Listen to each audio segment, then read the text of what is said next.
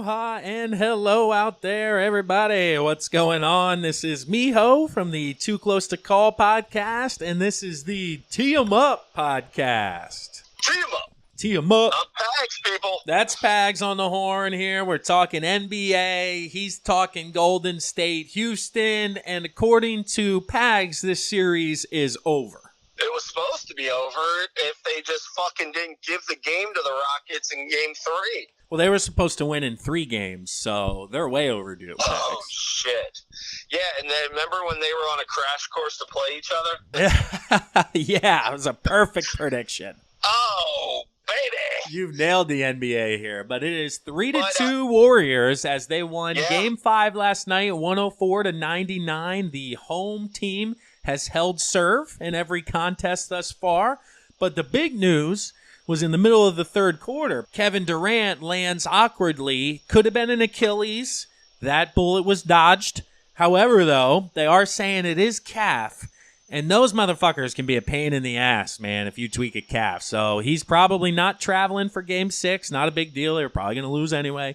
The question is if he's going to suit up for Game 7, and if Houston's going to steal this one, because the tables have turned this year, and Chris Paul's staying healthy while the Warriors lose a key piece up 3-2.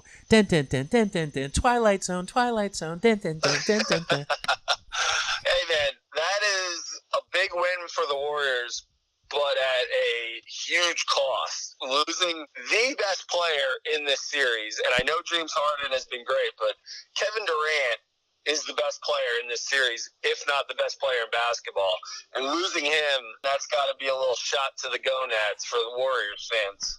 MRI scheduled for later today as they determine how bad it is. But like I mentioned, dude, Game 7 on Sunday, so only 3 to 4 days away. And typically if your quad's flaring up, that's not one where you're going to come back even close to 100% in 4 days. Not at all. Dude, that's everything. That's your jumping. That's your moving laterally. That's a tough injury. Have you ever had a calf injury before? I've never had one of significance, to be honest with you, but my calves do love to cramp up on me, though. So if it's anything like that pain, fuck that.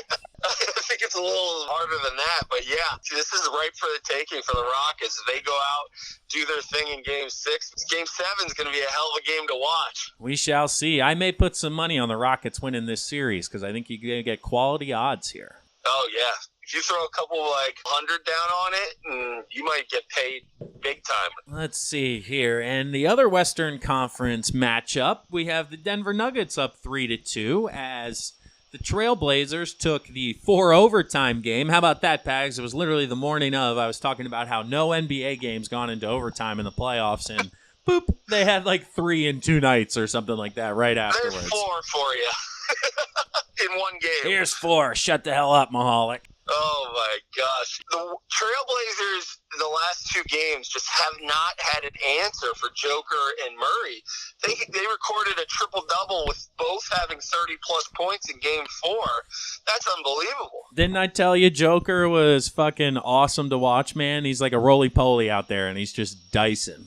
He has no muscle definition at all, and he's just so good. It's unbelievable, dude. He's like a guard in just a huge man's body. He's definitely fun to watch, and I'll be interested if they move on. I don't know. I could see the Trailblazers pushing this to 7, but ultimately I think the Nuggets would take this series because, like I said, they just have no answer for him. Well, let's hope both in the West go 7 games because then Game 7s are both scheduled for Sunday. So Mother's Day would be a lot of fun then. Jumping into the East, if that's 3 Game 7s on Sunday, if that happens. Let's see. Well, obviously not between the Bucks and Celtics because Milwaukee took that one. So we are talking about the Raptors and Sixers, which that is correct. Game 7 would be Sunday. So on Mother's Day, we could have ourselves a 3:30, 7 o'clock, and 10:30 Game 7 festivity. Holy shit. That's an intense Mother's Day there, and not great for the mothers out there who want their undivided attention from their loved ones. It's going to turn into a Festivus is what it's going to turn into. No doubt. Do you think there's going to be a Game 7 in that series? Currently, the Raptors lead 3-2. They've taken Games 4 and 5 to return the favor to the Sixers, who took 2 and 3. So, hey, Pags, look at that. 2-2. Hey, the Sixers get the next 2, and voila, Sixers and 7. It's just basic patterns. I love it. Here's the thing. If you're Joel Embiid and Ben Simmons, you have to have the games of your life where you are going to have the longest offseason, and if you're Brett Brown, maybe the shortest offseason of your career. You want to hear a hot take, Pags? That's not going to happen, but my mind was doing funny things. What's that? I'm taking Ben Simmons out of the starting lineup.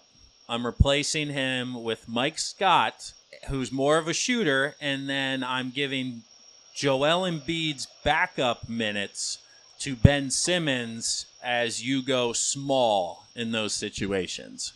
Bro, I would love that. It's never going to happen. I'm not kidding you. I'm not kidding, dude. Brett won't do that, but that is not a bad idea at all. He's got to have Simmons guard Kawhi because Kawhi's been tearing him up, but it's just like we need more shooters, and Jimmy's running the on-ball as well as Tobias, so Simmons, that's why he's literally useless, just standing there in the half court. It's like we don't, how much worse is Mike Scott's defense compared to his offense? That's the plus minus. And then when you get Joel out, you can put Ben down at the block in the painted area and give him a couple of little bunnies to get him going. I don't know, dude. It's just like you mentioned with Simmons and Embiid. Simmons without a jump shot does not complement Joel Embiid.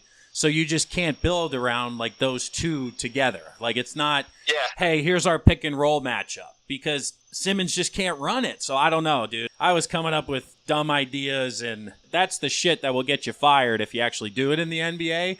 But us as fans are like, fuck it, do it. It's a video game. Try it out. If you lose anyway, you're getting fired, so why not try to spice it up and the Raptors be like, what the fuck are they doing? Well, that's the other thing, dude, briefly here with the Sixers, is if Tobias Harris makes a 3 and Embiid makes a layup and they go up in the series, we'd be talking about how much Brett Brown is out coaching Toronto's coach right now. Doesn't happen. They get hammered the following game. All of a sudden, his head's on the chopping block when 48 hours ago, things were looking up for him. It's the craziness of the postseason in any professional sport. No doubt, man. The NBA, this Tee 'em Up podcast is about to get real because we got some wild games coming ahead the next couple days. That's it, Bags. And one thing I will say, 2 minutes on it here, the Bucks smoked the Celtics after losing Game 1. So Paul Pierce, with the coldest take in history, saying that this series was over after Game 1 because Boston is going to run through them. Well, Milwaukee heard you and made some adjustments. So your take, Pags, on the Bucks running through the Celtics, as well as if it's even going to matter whether it's the Sixers or Raptors or this team's on a collision course for the finals.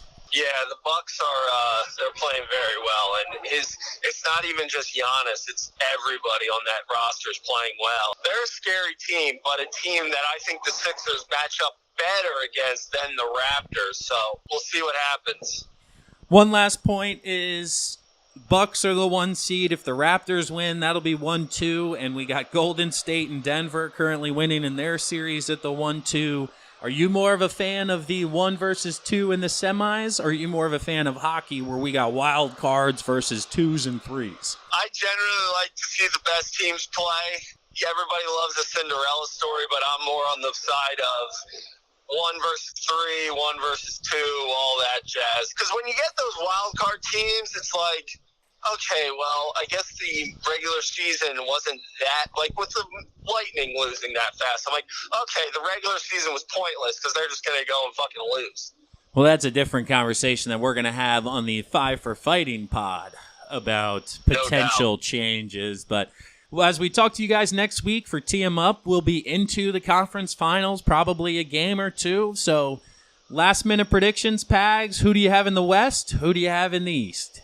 Nuggets in 7, Raptors in 7, and Warriors in 7. All right, I'll only take Houston. I think Houston's going to take them in 7 now that KD can't play, but I do agree with all your other picks. So we'll see you for right next week. Why don't you guys tune on back then, and we'll be discussing a little bit of conference finals action. Later, guys. Enjoy some basketball. That's it. This is Miho and Pags, Too Close to Call. We appreciate you guys listening. Peace.